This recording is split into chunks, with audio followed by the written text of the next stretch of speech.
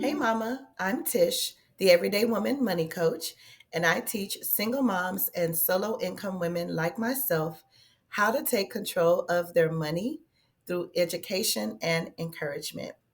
Now, in today's video, I'm going to break down your pay stub in a way that goes beyond the numbers because understanding what's on there is about more than just math. It's about your peace, your energy, and your long term goals. Now, some of these terms are not new. You're probably familiar with them. But as students, we can always use a refresher.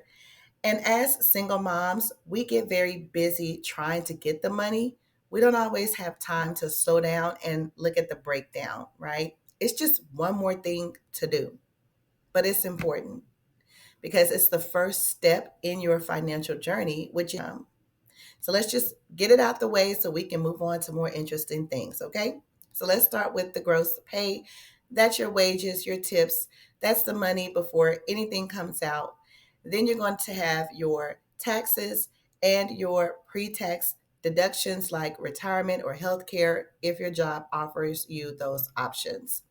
And then finally, what's left is your net pay, and that's the amount that's on your pay stub. Now, even though you've seen these terms before, understanding how they connect to your real life, your time, your energy, your goals makes all the difference. For so many of us, especially as single moms, overtime feels like a blessing. More hours equals more money, right? I've been there. I know exactly how you feel. But here's the truth. Overtime doesn't always work in your favor, especially long term. When you consistently work overtime, it can bump you into a higher tax bracket, even temporarily. And that means a bigger chunk of that extra money might go straight to taxes. Not only that, but more hours often mean more spending, more gas, more childcare, more takeout because you're too tired to cook, and more emotional spending because, let's be real, you're burnt out. And we start to believe this lie that we just have to hustle harder to get ahead, that if we're tired or struggling, it's because we're not doing enough. But sometimes the extra shift isn't helping you build, it's helping you survive a system that's already exhausting you. Now, I'm not saying never work overtime because sometimes we need it. I've done it when I've needed it. But if you're constantly pushing past your limits just to break even, mm-mm, that's not extra income. That's survival disguised as opportunity. And that's why self care and rest aren't luxuries, they are financial strategies too. Because protecting your peace, your energy, and your long term vision will take you further than one more shift ever could. So let's be real. You weren't created to run on fumes. You're not weak for needing a break, and you're not behind because you're tired. Some of us have been taught that if we just work harder, hustle harder, things will get better. But I want to offer something different, something better.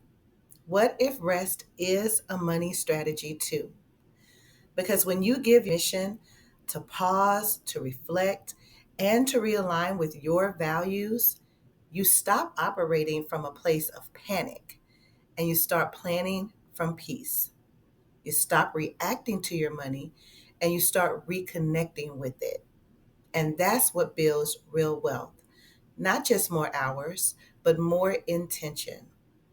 And that's why I created the weekly reset template to give you a space every week to check in with your money, your mindset, and your energy. No judgment, no spreadsheets, just clarity and grace. So, ready to start again, even in a small way, grab the free template below. It's not just a worksheet, it's a reset ritual, and you deserve that. Take a deep breath, and when you're ready, start again. Thank you so much for giving me your time. I hope that you found this to be valuable. And if so, please like, share, and subscribe to the channel where the content is created just for you. I'll see you next time.